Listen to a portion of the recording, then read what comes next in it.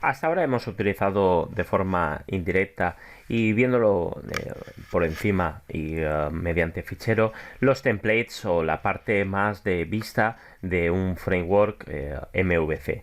En todos los frameworks MVC podremos encontrar esta tipología o esta estructura o arquitectura de tener en un fichero o en una estructura jerárquica las vistas que nos van a permitir, por un lado, dividir esta parte de código de controlador de clases con la parte más de vista y también reutilizarla en múltiples lugares. Vamos a ver más en detalle las posibilidades que tenemos de utilizar o de definir los templates, que es la parte más de HTML, CSS, y como podéis observar aquí en la transparencia podemos utilizar una inserción más inline en la que utilizaremos el comando template dentro del component, y que vamos a poder definirlo de dos formas, bien mediante comillas dobles, y que vamos a definir un template, una visualización muy pequeña, serán para casos muy pequeñitos de código o cosas más particulares donde vamos a definir poco código HTML, CSS.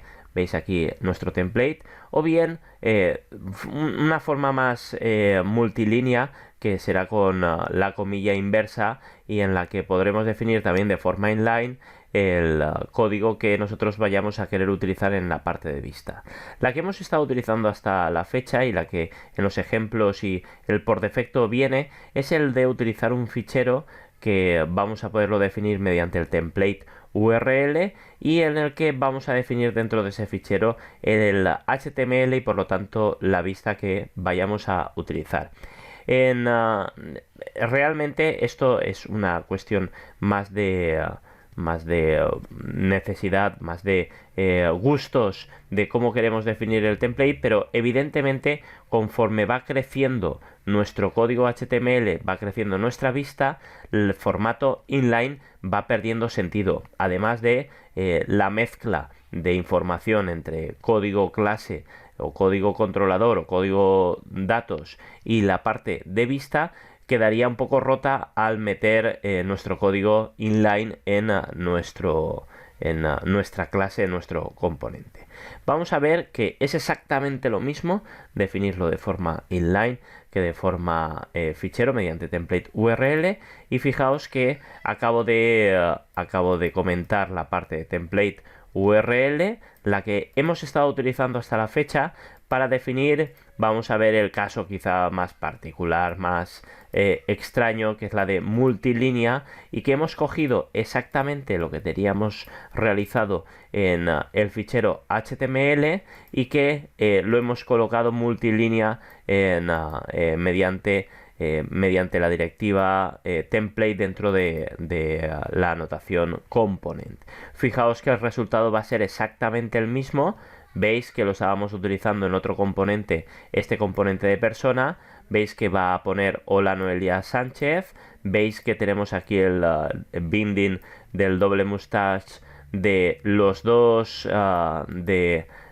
inputs que estamos introduciendo, y que fijaos que si yo cojo y ahora cojo y comento todas estas líneas del template inline, vamos a ver, lo salvamos. Ahora no tendría la parte de vista, puesto que no está cargando absolutamente nada.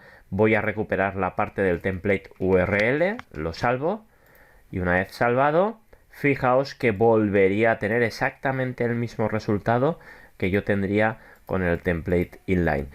Vuelvo a repetir que esto va un poco sobre gustos. Quizá para código muy pequeñito es muy interesante tener todo en un mismo fichero, y de esa forma tenemos el acceso a todo el código y el control dentro del mismo fichero, pero principalmente o normalmente vamos a utilizar este formato de template URL y style URL, donde vamos a ir definiendo en otros ficheros, veis en este fichero el HTML y en este fichero el CSS, bueno, estábamos aquí teniendo el style CSS a nivel general.